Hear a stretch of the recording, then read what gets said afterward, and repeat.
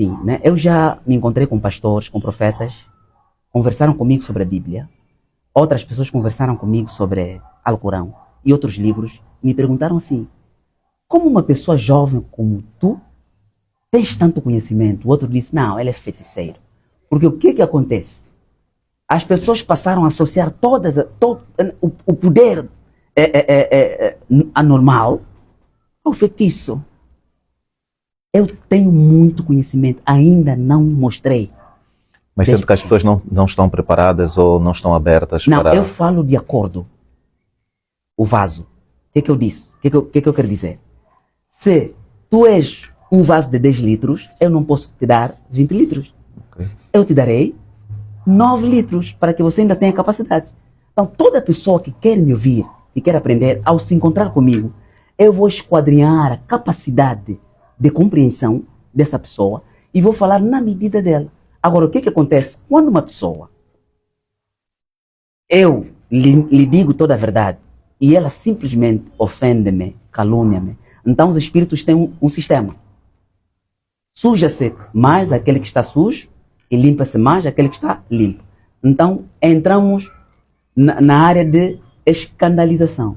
Como é que isso acontece?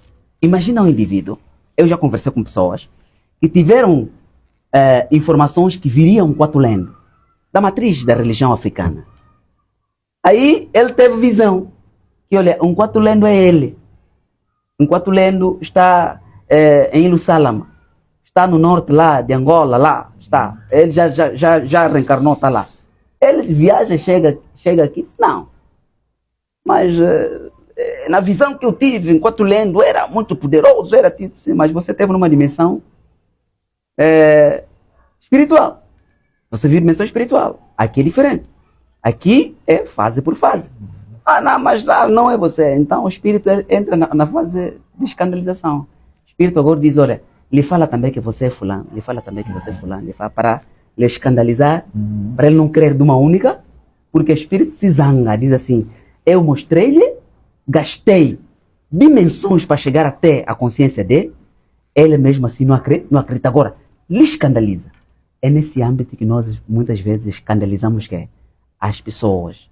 Eu já tive com alguém que disse assim, nós temos a informação que Fumukimbango iria reencarnar. Aí eu olhei para ele, o espírito disse, escandaliza ele. Olhei para ele e ele disse, eu sou a reencarnação de Kimbangu de Antum. Tá vendo? Como é que eu vou acreditar? Mas lhe falei a verdade.